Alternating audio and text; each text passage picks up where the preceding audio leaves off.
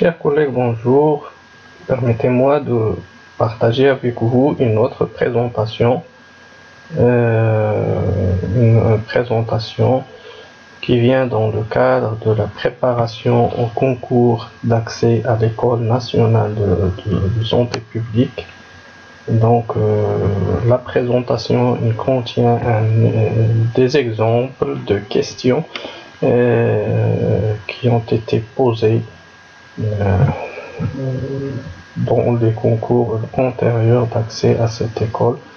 L'école jadis appelée INAS, Institut national d'administration sanitaire. Donc j'espère que cette présentation vous sera bénéfique, Inch'Allah, dans vos préparations pour l'accès à cette école. Donc concernant les questions qui ont été posées, il s'agit parfois des études de cas, il s'agit parfois des questions à choix multiples ou bien des questions à réponse ouverte et courte. Le premier cas, comme un exemple, on a un exemple en relation avec l'épidémiologie. Donc, dans un village du sud du Maroc peuplé de 100 000 habitants, donc selon le recensement de 1999, à cette période, on a enregistré 1000 décès, toutes causes confondues, dont 400 de sexe féminin. Durant la même période, 150 cas de bronchite et 300 cas de cancer ont été diagnostiqués. Parmi les sujets atteints de cancer de sang, de sexe masculin, pendant la même année, on rapporte 60 décès parmi les 300 cas de cancer, dont 50 sont des hommes. Donc là, c'est un énoncé de cas qui sera suivi de plusieurs questions en relation avec le calcul des indicateurs de mortalité ou de morbidité au niveau de cette localité. Donc, pour la première question, il s'agit de calculer le taux de mortalité brut ou le taux de mortalité générale, le calcul de taux de létalité du cancer, le calcul de l'incidence des bronchites et du cancer, et le calcul du taux de mortalité par cancer chez les hommes. Donc, c'est 4 questions qu'on va traiter ensemble et voir comment se calculent ces indicateurs.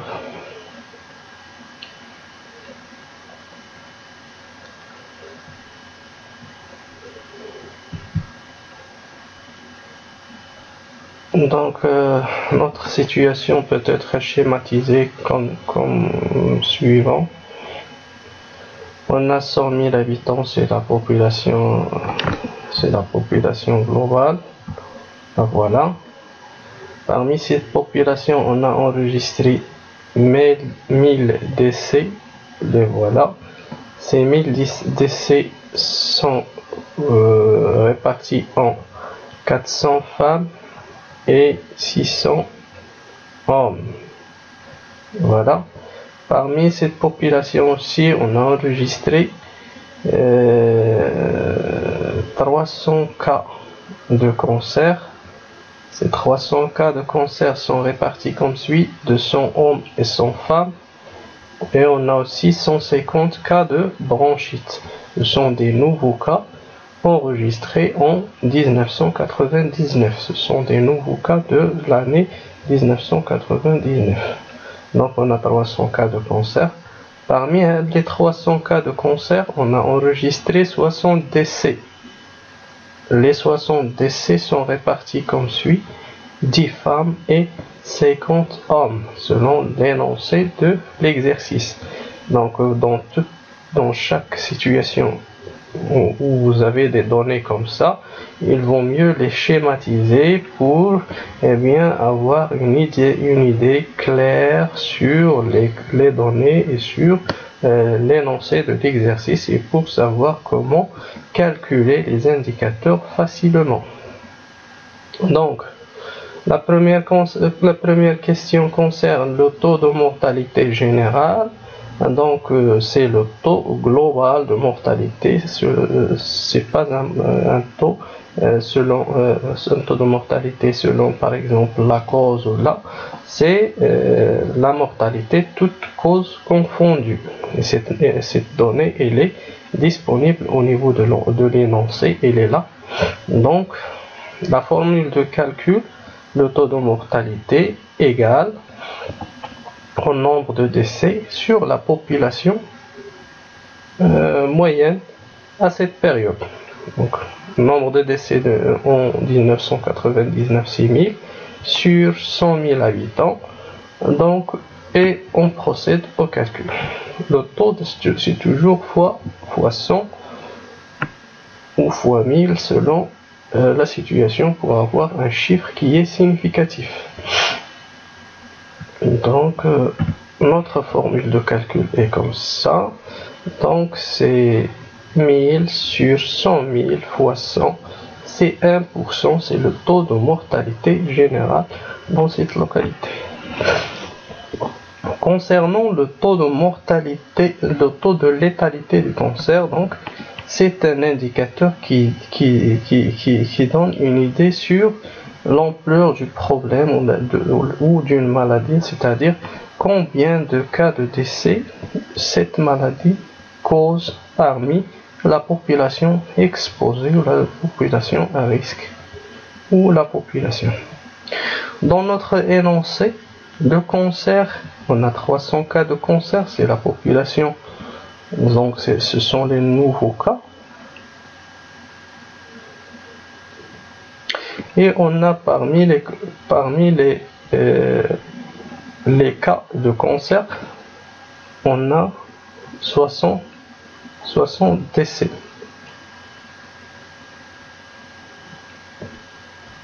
Voilà, on a 60 décès de cancer. C'est-à-dire le taux de mortalité par cancer, c'est 60 sur 100 000 habitants. Ça, c'est le taux de mortalité par cancer. 60 sur 100 000 habitants. Le taux de létalité, ce sont les cas de décès parmi les personnes malades. On a 300 malades, dans ces 300 malades, on a 60 malades qui ont été décédés. Donc la formule de calcul est la suivante. C'est 60 sur 300. Il faut distinguer. Le taux de létalité, c'est le taux de décès, le nombre de décès parmi la population malade. C'est 60 sur 300. Fois 100 est égal à 10%. Le taux de mortalité par cancer, c'est le nombre de décès par cancer parmi la population globale. C'est 60 sur 100 000 habitants. Donc là, c'est un autre indicateur. Il n'est pas demandé, mais je vous donne l'explication pour bien appréhender ce genre de questions. Le taux d'incidence du cancer, donc le taux d'incidence, comme vous le savez, c'est le nombre de cas d'une maladie sur la population exposée à cette maladie. Donc, on a enregistré 300 nouveaux cas sur la population globale. Et pour les bronchites, c'est la même chose, c'est 150 nouveaux cas sur 100 000 habitants. Donc, on multiplie fois 100, ou la fois 1000, ou la fois 10 000, ou la fois 100 000 pour avoir un chiffre significatif. Donc dans notre situation, on a 300 sur 100 000 habitants est égal à 3 nouveaux cas pour chaque 1000 habitants. 3 nouveaux cas pour chaque 1000 habitants. Pour les bronchites, on a 150 cas pour 100 000 habitants, c'est 1,5 cas pour 1000 habitants. Pour le taux de mortalité par cancer chez les hommes,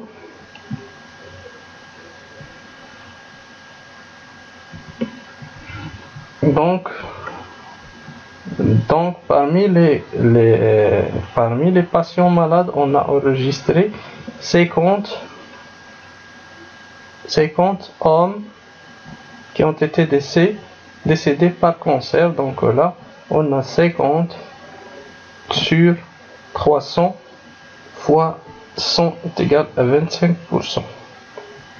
C'est un taux de mortalité spécifique, c'est-à-dire le taux de mortalité par cancer. Donc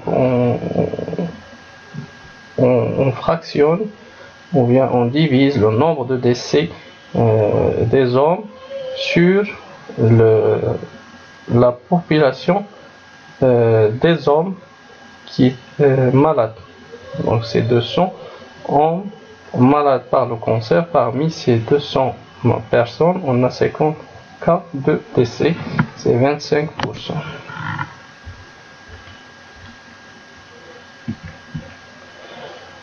Dans ce même village, on rapporte que le taux d'incidence du sida est de 1 pour 100 000 habitants par an. Interprétez ce chiffre et dites pour quelle utilisation peut-on s'en servir. Donc, c'est une question directe dont vous devez répondre directement. Donc là, il faut savoir que l'incidence ou bien le taux d'incidence est un indicateur qui permet de savoir la vitesse de propagation de la maladie parmi la population. Et donc là, dans votre question, vous allez mettre deux réponses. La première, c'est l'interprétation de l'indicateur. 1 pour 100 000, c'est un indicateur qui est faible par rapport à d'autres maladies. Donc, pour chaque 1000 habitants exposés, il n'y a qu'un seul malade, une seule personne qui tombe malade annuellement par le sida. C'est un chiffre qui est un petit peu faible. Donc pour l'utilisation de cet indicateur, on l'utilise pour savoir la vitesse de propagation de la maladie et pour détecter les problèmes de santé publique sur lesquels on doit intervenir d'urgence par des mesures préventives ou curatives. Donc le taux d'incidence du sida au niveau de ce village est faible puisque pour 100 000 habitants exposés au risque du sida, c'est une seule personne qui pourra effectivement tomber malade par le sida. Donc son utilisation, cet indicateur, permet d'avoir une idée sur la vitesse de propagation de la maladie du sida parmi une population exposée et donc de détecter les problèmes de santé publique prioritaires donc sur lesquels on doit intervenir pour limiter sa propagation par des mesures préventives ou curatives. Une autre question directe, à l'aide d'exemples concrets, expliquez la différence entre la prévention primaire, secondaire et tertiaire. Donc là, il s'agit de mettre une petite définition avec un exemple concret pour permettre la distinction entre les types de prévention. Et je crois que ce sont des définitions qui font partie de l'ABC de notre formation dans le domaine de santé.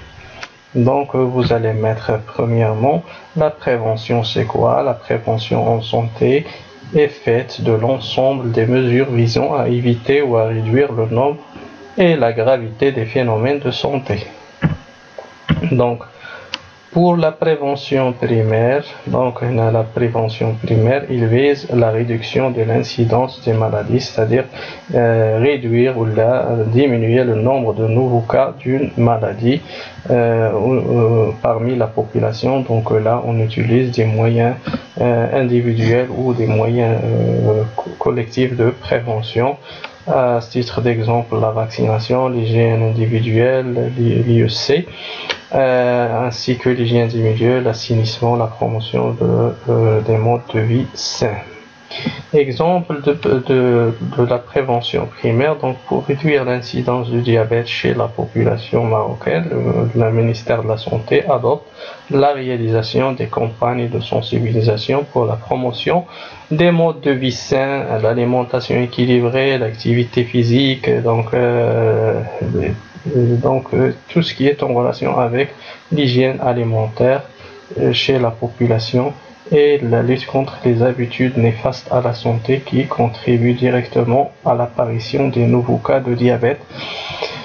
À titre d'exemple aussi, par exemple, pour réduire l'incidence de la tuberculose, le nombre de nouveaux cas de la tuberculose parmi la population marocaine, donc le ministère de la Santé procède à la vaccination systématique de tout nouveau-né par le vaccin du BCG.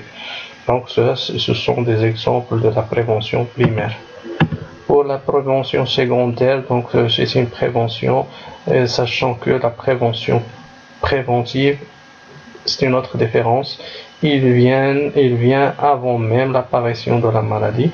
La prévention secondaire vient au début de la maladie déclarée. Donc là, son objectif est de diminuer la prévalence, c'est-à-dire le nombre total des cas, des nouveaux et anciens cas d'une maladie dans une population par la réduction de son évolution. Donc, il exige un diagnostic et un traitement. Donc, on a les moyens utilisés dans la prévention secondaire, c'est le diagnostic et le traitement rapide des pathologies, le dépistage, la prévention de la progression de la maladie. Donc, on a recours au diagnostic, l'hospitalisation, le traitement, le suivi des cas.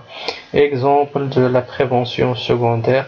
Donc, on a pour rompre la chaîne de transmission de l'infection VIH, donc parmi la population, le ministère de la Santé opte pour le diagnostic, le dépistage et le diagnostic du VIH chez les populations à risque et la prise en charge thérapeutique et le suivi des cas séropositifs.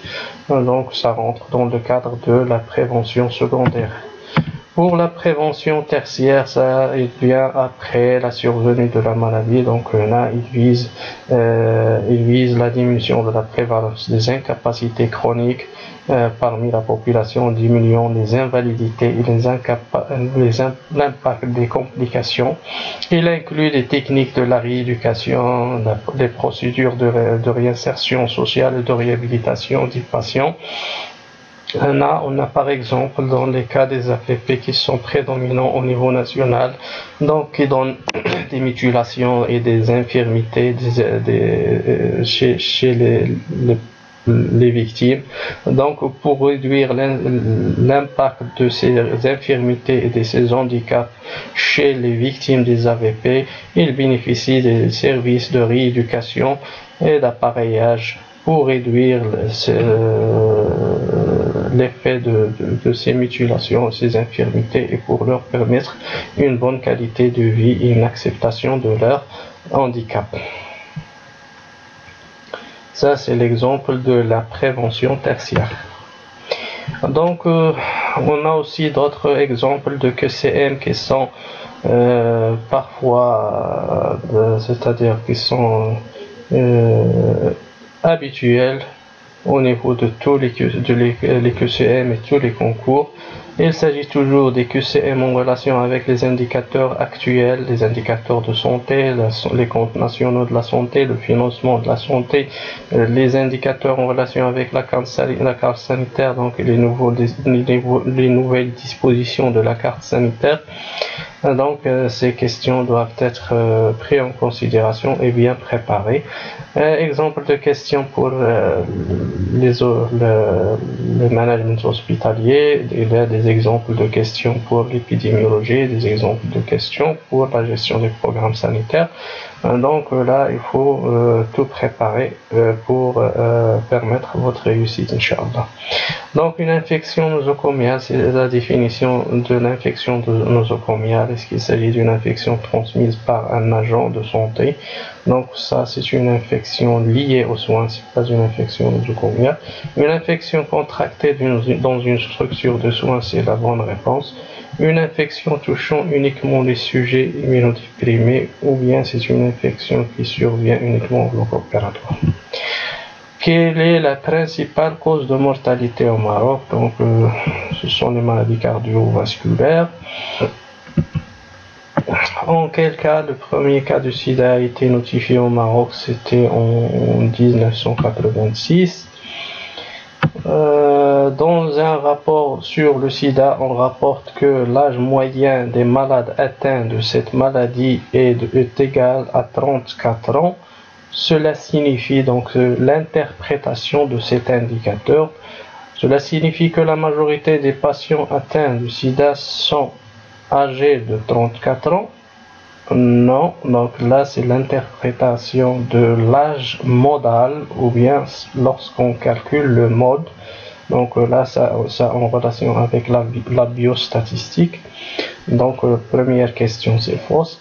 La moitié des patients atteints du sida sont âgés de 34.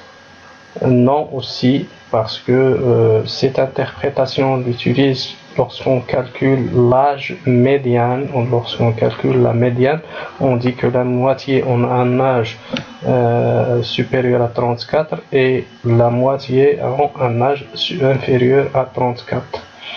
Donc ces deux réponses ne sont pas justes.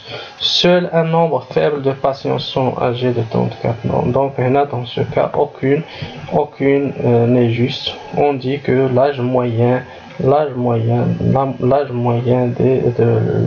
des patients atteints du sida est de 34. Donc là, on dit que la plupart des patients atteints de sida ont 34 ans.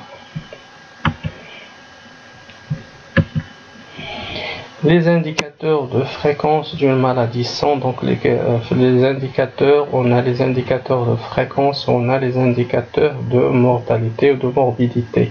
Les indicateurs de fréquence sont l'indicateur de la létalité, c'est un indicateur de morbidité ou de mortalité. La prévalence est un indicateur de fréquence, c'est-à-dire le nombre de fois que la maladie survient. Le taux d'incidence de la maladie aussi, c'est un indicateur de fréquence qui donne une idée sur le nombre de fois que la maladie survient. Le taux de mortalité de la maladie, c'est un indicateur de la mortalité ou de la morbidité, c'est-à-dire le nombre de décès causés par une maladie. Donc ça c'est un exemple de questions posées au niveau des examens de l'ENAS ou de l'UNSP. J'espère que ces questions vous seront utiles et bénéfiques dans vos préparations. Je vous donne rendez-vous dans le plus proche possible pour vous donner plus d'exemples de questions et plus d'exemples de problèmes interprétés au niveau des concours d'accès à l'ENSP. Je vous remercie pour votre attention, votre soutien, votre encouragement et à la prochaine, Inch'Allah.